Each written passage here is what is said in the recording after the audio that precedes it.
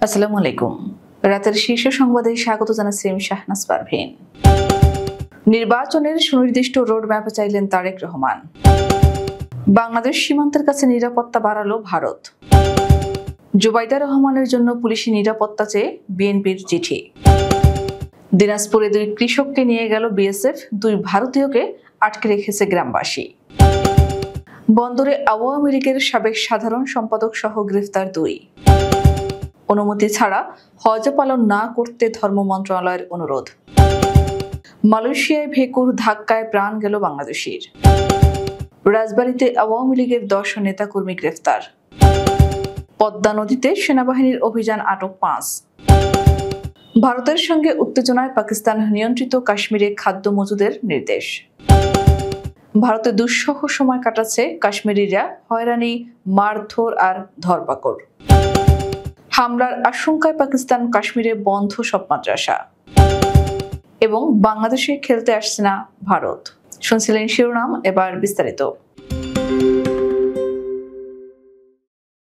অন্তর্বর্তী সরকারের প্রতি জাতীয় নির্বাচনের সুনির্দিষ্ট রোডম্যাপ ঘোষণার আহ্বান জানিয়েছেন বিএনপির ভারপ্রাপ্ত চেয়ারম্যান তারেক রহমান। তিনি বলেছেন, অন্তর্বর্তী সরকারের প্রতি আমি আবারও আহ্বান জানাই, সুনির্দিষ্টভাবে জাতীয় নির্বাচনের রোডম্যাপ ঘোষণা করুন।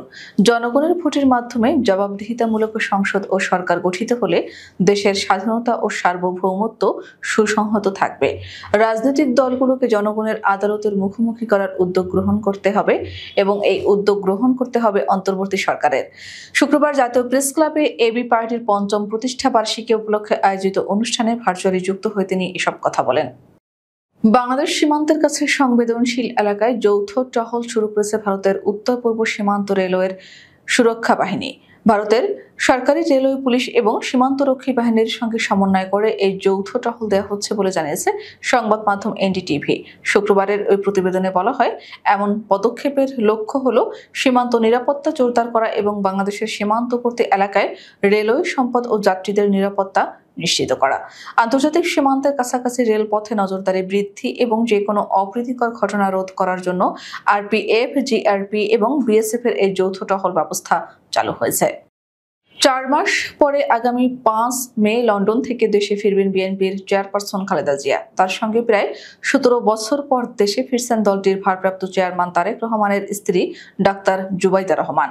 দেশে ফেরার পর তার জন্য পুলিশের নিরাপত্তা চেয়ে চিঠি দিয়েছে বিএনপি। খালেদা জিয়ার একান্ত সচিব এবিএম আব্দুস সাত্তার এ তথ্য নিশ্চিত করেছেন। তিনি জানান, দেশে ফেরার পর তার নিরাপত্তা নিশ্চিত করতে স্বরাষ্ট্র মন্ত্রণালয় ও পুলিশের মহাপরিদর্শক বরাবর চিঠি দেওয়া হয়েছে। গত বুধবার এই চিঠি দেওয়া হয়েছে। দিনাজপুরের বিরলের সীমান্ত থেকে দুই বাংলাদেশি কৃষককে ধরে নিয়ে গেছে ভারতীয় সীমান্তরক্ষী বাহিনী। এই ঘটনার জেরে দুই ভারতীয় নাগরিককে ধরে এনে আটকে রেখেছে বিক্ষুব্ধ গ্রামবাসী। শুক্রবার দুপুরে বিরল উপজেলার ধর্মজৈন সীমান্ত এলাকায় এই ঘটনা ঘটে। শেষ খবর পাওয়া পর্যন্ত দুই দেশের নাগরিক বিনিময় পতাকা বৈঠকের প্রস্তুতি চলছে। স্থানীয় সূত্রে জানা যায়, বিরলের ধর্মপুর ইউনিয়নের ধর্মজৈন সীমান্তে ধান কাটছিলেন মাসুদ ও এনামুল নামের দুই কৃষক। দুপুর 12টার দিকে 320 মেইন পিলারের সাব পিলার 9 ও 10 এর মাঝামাঝি থেকে তাদের ধরে নিয়ে যায় বিএসএফ। এ ঘটনা জানাজানি হলে বিক্ষুব্ধ হয়ে দুই ভারতীয় নাগরিককে ধরে এনে আটকে রেখেছে স্থানীয় গ্রামবাসী।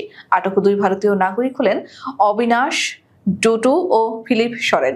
ধরে তাদেরকে কারুলিয়া প্রাথমিক বিদ্যালয়ে রাখা হয়। পরে বিজিবির কাছে হস্তান্তর করা হয়েছে বলে জানিয়েছে একটি সূত্র। বন্দরে বিশেষ অভিযানে বন্দর উপজেলা আওয়ামী লীগের সাবেক সাধারণ সম্পাদক আবেদ হোসেন সহ দুজনকে গ্রেফতার করেছে পুলিশ। বৃহস্পতিবার বন্দরের সোনাকান্দা এলাকা থেকে আবেদ হোসেন এবং বুধবার রাতে বন্দরের একরামপুর এলাকা থেকে যুবলীগ নেতা উজ্জ্বলকে গ্রেফতার করা হয়।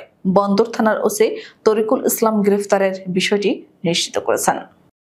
অনুমতি ছাড়া হজ পালন না করতে অনুরোধ জানিয়েছে ধর্ম মন্ত্রণালয়। সুষ্ঠু ও সুশৃঙ্খল হজ ব্যবস্থাপনা, হজ যাত্রীদের কল্যাণ এবং বাংলাদেশ ও সৌদি আরবের মধ্যে বিদ্যমান বন্ধুত্বপূর্ণ সম্পর্ক বিবেচনায় বাংলাদেশিদের প্রতি ধর্ম মন্ত্রণালয় থেকে এই অনুরোধ জানানো হয়েছে। চলতি হজ মৌসুমে ভ্রমণ ভিসায় মক্কা কিংবা সেদেশের পবিত্র স্থানসমূহে অবস্থান না করতেও নির্দেশনা দিয়েছে ধর্ম মন্ত্রণালয়। এছাড়া হজ বিধিমালা অমান্যকারী ভ্রমণ ভিসাধারীকে পৃষ্ঠপোষকতা দেয়া, পরিবহন করা, সংরক্ষিত হজ এলাকায় প্রবেশে সহায়তা করা ও তাদেরকে হোটেল কিংবা বাড়িতে আবাসনের ব্যবস্থা করা থেকে বিরত থাকতেও বাংলাদেশিদেরকে অনুরোধ করা হয়েছে। পরিবারের সচ্ছলতা ফেরানোর জন্য ঋণ করে মালয়েশিয়ায় গিয়েছিলেন 25 বছর বয়সী শাহ আলম চঞ্চল।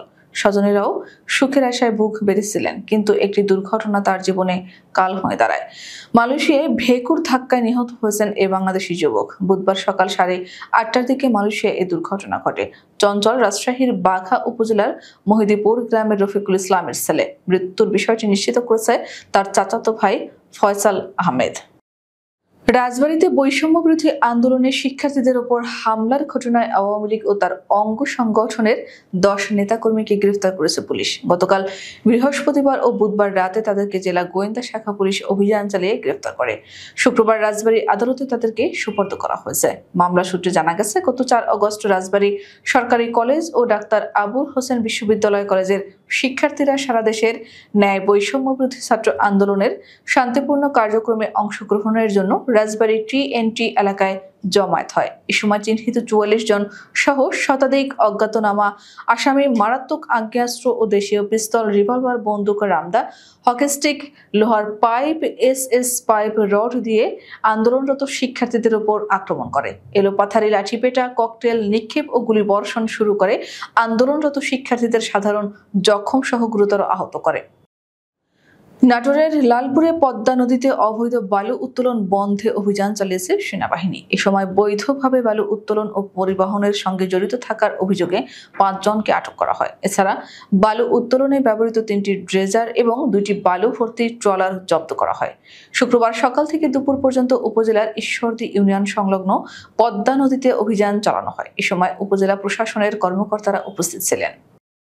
ভারতের সঙ্গে নতুন করে উত্তেজনা ছড়িয়ে পড়ায় নিয়ন্ত্রণ রেখা সংলগ্ন অঞ্চলের বাসিন্দাদের খাদ্য মজুত রাখার নির্দেশ দিয়েছে পাকিস্তান শাসিত কাশ্মীরের সরকার।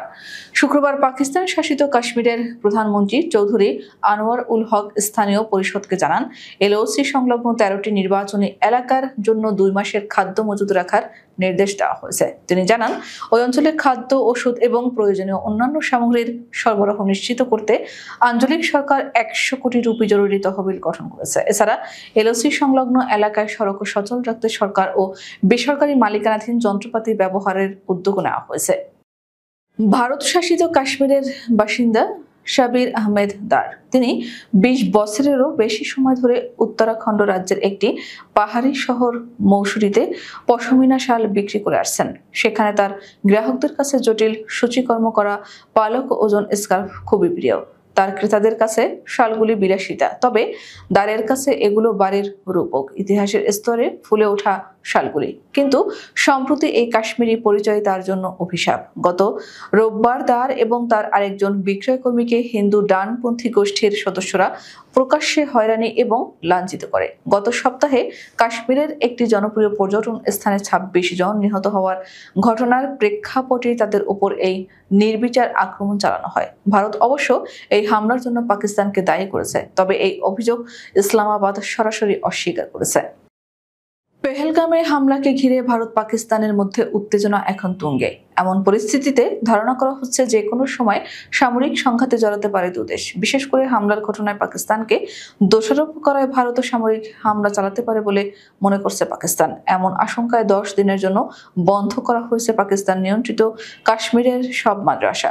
বৃহস্পতিবার এক সরকারি আদেশের বরাতে এ তথ্য জানায় বার্তা সংস্থা রয়টার্স। এছাড়া পাকিস্তানের সংশ্লিষ্ট কর্মকর্তারাও বিষয়টি নিশ্চিত করেছেন। আগামী অগস্টে সাদা বলের ফরম্যাটে সিরিজে খেলতে বাংলাদেশে আসার কথা রয়েছে ভারতের। 3 ওয়ানডে এবং 3 ম্যাচের T20 সিরিজটির সময়সূচি ইতিমধ্যে ঘোষণা করে দিয়েছে BCB। তবে সাম্প্রতিক উত্তেজনায় আসন্ন সিরিজটির ভবিষ্যৎ নিয়ে অনিশ্চয়তা দেখা দিয়েছে। এক প্রতিবেদনে এমনটাই জানিয়েছে ভারতীয় গণমাধ্যম টাইমস অফ ইন্ডিয়া। আমাদের আগামীকাল দুপুর 2টার শীর্ষ সংবাদ দেখার আমন্ত্রণ জানিয়ে এখনকার মতো বিদায় নিচ্ছি। দর্শক, ভিডিওটি শেষ পর্যন্ত দেখার জন্য আপনাকে অসংখ্য ধন্যবাদ। নিত্য নতুন সংবাদ পেতে আমাদের ইউটিউব চ্যানেলটি সাবস্ক্রাইব করুন, নিয়মিত নোটিফিকেশন পেতে বেল বাটনটি ক্লিক করুন এবং আমাদের ফেসবুক পেজটিতে লাইক করুন। এছাড়াও আমাদের ভিডিওতে লাইক দিয়ে শেয়ার করুন। আল্লাহ হাফেজ।